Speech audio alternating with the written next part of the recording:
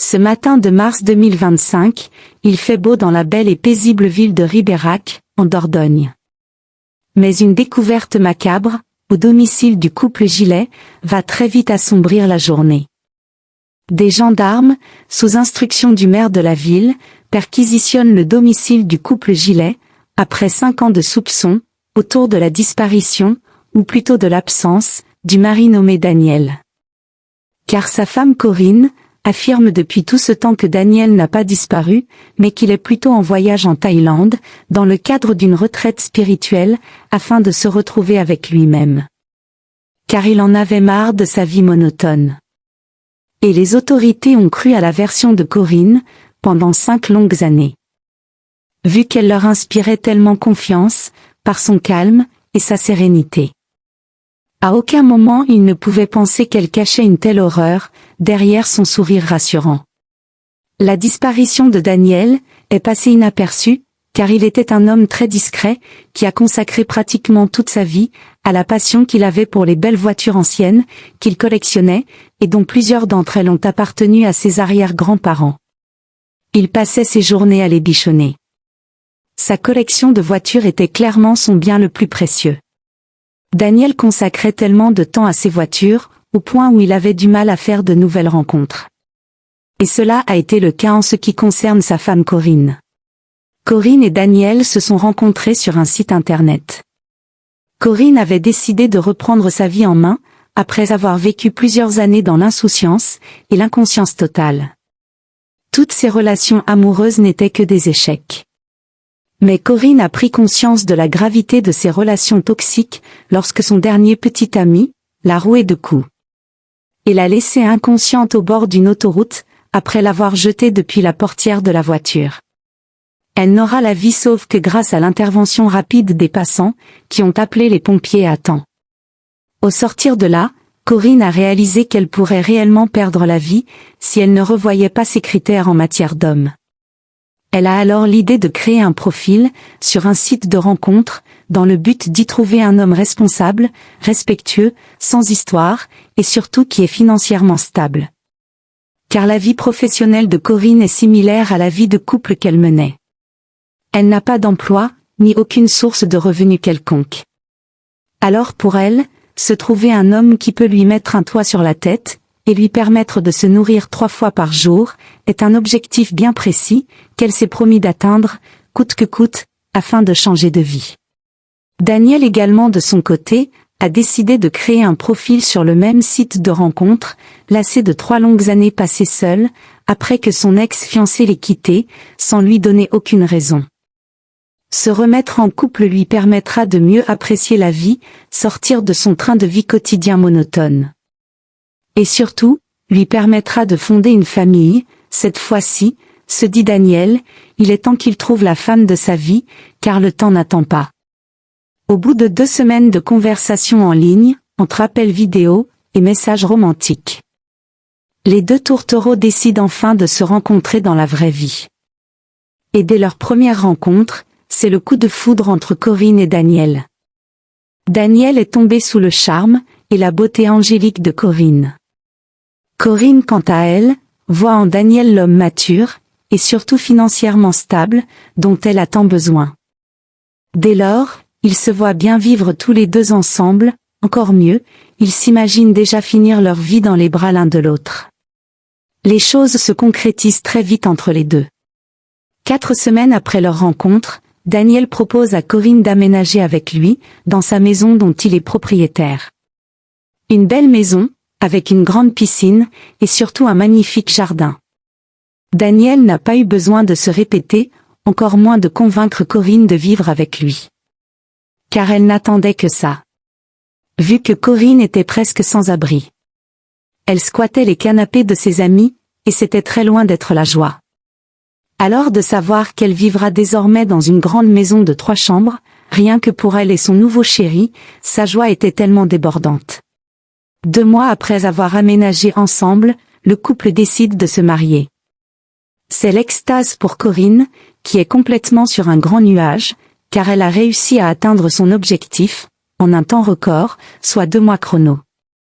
Mais cette union était le début de l'enfer pour Daniel, qui ne pouvait pas s'imaginer un instant le calvaire que Corinne allait le faire vivre. Car une fois la bague au doigt, Corinne a montré son vrai visage à son mari, celui d'une femme intéressée, qui ne voulait qu'améliorer ses conditions de vie. Elle refusait de satisfaire Daniel au lit. Elle ne supportait même plus qu'il pose ses mains sur elle. Elle ne cuisinait plus pour son mari. Encore mieux, Corinne exigeait que Daniel fasse la cuisine tous les jours, il était devenu la femme de la maison. Daniel n'avait pas de mots devant Corinne. L'amour qu'il ressentait pour elle, l'avait complètement aveuglé. Et cela malgré le calvaire qu'elle lui faisait vivre. Mais Corinne savait surtout bien s'y prendre, car une fois en passant elle faisait planer Daniel en l'emmenant au 7e ciel, lors d'une nuit torride. Et cela suffisait à lui faire oublier la situation anormale qu'elle lui faisait subir. Mais une fameuse épidémie appelée coronavirus, venue de Chine en 2020, va faire basculer la vie du couple, car le confinement ne va faire que dégrader leur relation qui était déjà plus que déplorable. Corinne ne supporte pas d'être enfermée H24, avec Daniel, envers qui elle n'a jamais eu aucun sentiment amoureux. Elle qui passait pratiquement toutes ses soirées dans un bar, situé à quelques pâtés de maison de leur domicile, à siroter des verres de bière. Mais ce fameux bar lui servait surtout d'alibi, car après avoir bu des bières, elle allait retrouver son copain, un jeune homme de la ville, avec qui, elle s'envoyait en l'air depuis plusieurs années. Et c'est la raison principale pour laquelle elle n'avait jamais envie de Daniel, et encore moins qu'il la touche. Car son copain Nicolas s'occupait très bien de son bas-ventre, au point où Corinne est tombée folle amoureuse de lui. Elle n'arrivait plus à se passer de lui. Alors le fait d'être confinée, et ne plus pouvoir s'envoyer en l'air avec son copain Nicolas, l'énervait au plus haut point. Mais le comble c'était qu'en plus de ça, il fallait qu'elle supporte de voir la tronche de son mari Daniel, et d'écouter sa voix qui l'agaçait, à longueur de journée. Corinne n'en pouvait plus. Une nuit très sombre d'avril 2020, Daniel a eu le malheur de caresser sa femme Corinne, car il avait envie d'elle. Mais Corinne l'a repoussé violemment, encore pire que d'habitude. Vu que Daniel avait très envie de Corinne, sachant que cela faisait plus de 3 mois, qu'elle ne l'avait pas satisfait. Alors il a insisté plus que d'habitude. Cela a mis Corinne dans une colère très noire, et son sang n'a fait qu'un tour, elle s'est alors saisie d'un marteau. Et a assommé plus de 50 coups sur la tête de Daniel. Et cela de toutes ses forces, pour être sûr qu'il soit bien arrivé au séjour des morts.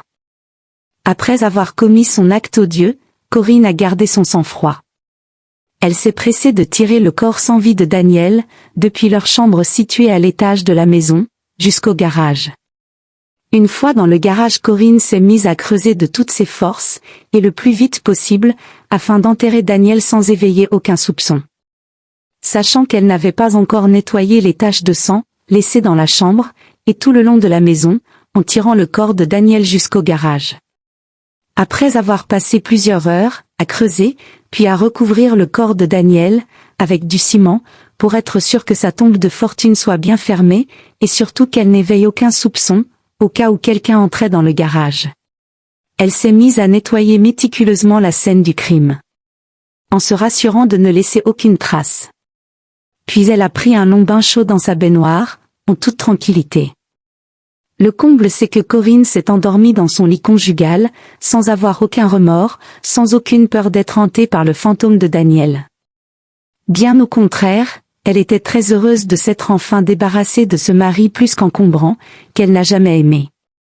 Une semaine après, les amis de Daniel avec lesquels il avait pour habitude de prendre un café à la pâtisserie du quartier, ont signalé sa disparition auprès des policiers de la ville, car la raison que leur a donnée son épouse Corinne, pour justifier son absence, est insensée d'après eux. Mais même auditionnée, par les policiers, sous demande du maire de la ville, Corinne persiste en affirmant que son mari Daniel n'a pas disparu, mais qu'il est plutôt en voyage en Thaïlande, pour une retraite spirituelle. Dans le but d'être en parfaite harmonie avec son âme, et son esprit. Corinne était tellement convaincante, que les autorités l'ont cru. D'autant plus qu'elle leur a apporté de fausses preuves de conversation, par messagerie entre Daniel et elle, depuis la Thaïlande. C'est ainsi que pendant 5 longues années, Corinne a échappé à la justice. 5 bonnes années, durant lesquelles elle s'envoyait en l'air avec son copain Nicolas, sur son lit conjugal, juste au-dessus du corps de son mari. Sans jamais avoir aucune once de culpabilité. Corinne profitait des biens de Daniel, surtout de son argent, pour se payer des séjours, tels que des croisières de luxe, avec son copain Nicolas. Jusqu'au jour où elle décide de vendre toutes les voitures de collection de Daniel, pour avoir encore plus d'argent pour profiter d'une vie de rêve avec son chéri Nicolas. C'est à ce moment que Daniel se retourne dans sa tombe. Car il ne peut accepter que ces précieuses voitures de collection soient vendues. Il tient à ce qu'elles demeurent dans la cour de sa maison, même s'il n'est plus de ce monde. Lorsque le maire de Ribérac apprend que Corinne a mis en vente la collection de voitures de Daniel, il comprend tout de suite qu'il y a un sérieux problème, car Daniel ne se serait séparé de ses précieuses voitures, pour rien au monde. Le maire réalise que quelque chose cloche, et demande un mandat d'arrêt contre Corinne. Cette fois-ci, les gendarmes perquisitionnent le domicile du couple. Il est passé au peigne fin. Et l'application du luminol révèle d'énormes traces de sang dans la chambre du couple. Ces traces qui s'étendent jusqu'au garage prouvent que le corps y a été traîné. Face aux preuves, plus qu'accablantes, Corinne ne peut plus soutenir que son mari Daniel est en retraite spirituelle depuis 5 ans. Les gendarmes la mettent face à l'évidence, Corinne craque et avoue son crime odieux. Elle va raconter aux gendarmes que ce soir-là, Daniel s'était emparé d'un couteau, en la menaçant pour avoir une relation intime avec elle. Alors, pour se défendre et avoir la vie sauve, elle n'a pas eu le choix que d'utiliser un marteau. Ce qui a précipité Daniel au séjour des morts. Corinne insiste en affirmant qu'elle n'avait nullement l'intention de faire du mal à son mari. Mais la justice ne croit pas du tout que Corinne ait agi en légitime défense. Déjà qu'elle s'est bien foutue de leur gueule pendant 5 longues années. Corinne est reconnue coupable de meurtre au 1er degré. Elle a été condamnée à la prison à perpétuité, sans possibilité de liberté conditionnelle. Une terrible peine, pour Corinne qui avait prévu de vendre tous les biens de Daniel, dont la maison, ainsi que sa précieuse collection de voitures. Dans le but de recommencer une nouvelle vie, à l'autre bout du monde avec son copain Nicolas, dont elle était folle amoureuse. Que pensez-vous de ce crime atroce? Dites-le nous, en commentaire. Abonnez-vous, pour ne manquer aucun fait divers de ce genre.